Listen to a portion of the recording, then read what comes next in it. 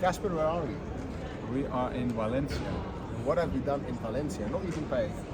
No, have been working in a fair. A lot of hours. Forinvest. Yeah. It's organized by Rankia. Yeah. Rankia is a really big company, active I think in 14 countries, and they share information about banking, about brokerage, about investing, also mortgages, everything. Yeah. It's like an online community for investors. But the Spanish market, Spanish fair. Yeah.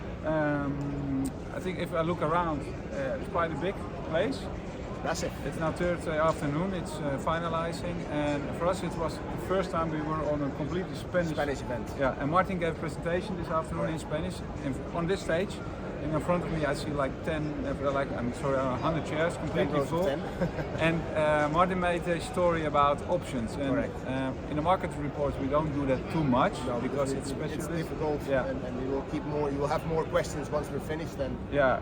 And so we made a choice on that, but it really worked out very well. They came up to you. Yeah. It was quite funny because there was a lot of speakers every hour. There was another party to give them a chat, but it was all okay.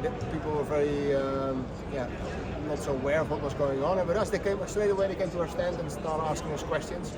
So it's always nice that you have that vibe, afterwards. And you told something that created some buzz. No, everybody went, okay, how does it work when you buy the put, and how does it work when you sell the call, and what does it imply if I do this and that? So it was really, really good, I think. Yeah, and there was one person, because it was also live broadcasted on the internet, and there was one person who saw and said, I want to be with you. Yeah. I want to be with you. Straight away we received an email. I received an email of that person. Because on that screen there you put your email on for quite a while, and he picked it up, and that's great. So we try to do it a little bit different, because on this podium, our stand is over there, on this podium there were for 2 days, every hour there were presentations.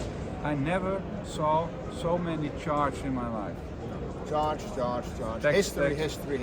Inflation. And everything, and it's very easy to talk about the history, and it's very difficult to talk about what's ahead of us.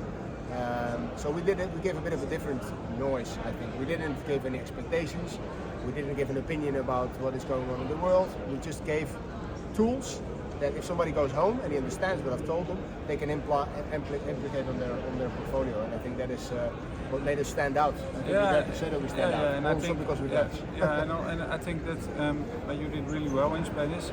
A lot of charts, and so a lot of people, a lot of investors here are approaching their investments from a technical perspective and not that much from a fundamental perspective. In the market reports, hopefully this is not the first time you see it, normally we talk about a certain sector or a certain stock, or we compare to stocks. Then we also always approach it from a technical perspective a little bit, but more from a fundamental perspective. Exactly. I think otherwise, it's only from that moment.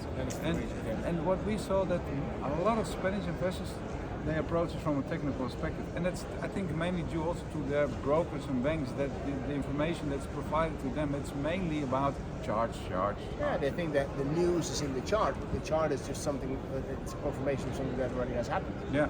And we are much more looking at the fundamentals, I think, in general, if we look at a stock from our own perspective. That was funny, because as you told also in the other vlog, we met a Spanish guy with a young startup, and he has a fundamental analysis tool. And it's funny, there's a younger guy, he just finished his study, and he is really entrepreneuring with a platform which allows you to deep dive into a company's history of facts, but also towards the future. So how many sales they've done, you can put it into charts and everything. So really interesting to see. Maybe you hear something more. Yeah, and I'd say something is, if a startup here thinks there is a market for that, say something about the other providers. Definitely. And what I also saw is that a couple of things, that a lot of the examples that they gave, the Spanish brokers and Spanish banks, were about American stocks. Yes. All Tesla and some Dutch. They also talk about ASML, but hardly no Spanish stocks.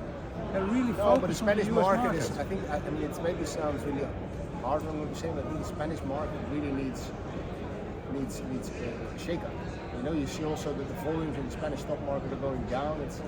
Also after introducing the tax. Yeah. It's not a fresh, fruity market. It's not somewhere you want to go and look for investing. No, and a lot of funds. Yeah, and I just finished the conversation with a lady. Said that I'm so sick and tired of my investment funds. Yeah. Of the bank, because I pay fees, and I never got a higher return if the market is up or down than 2%. And you don't have a good product. No.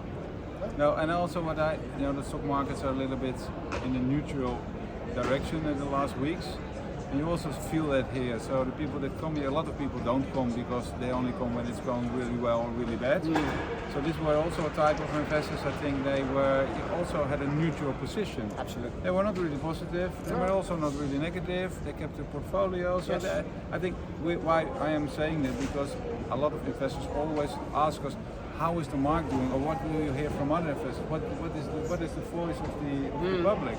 So I think that's. Correct me if I'm wrong, but they were all quite neutral. Yeah.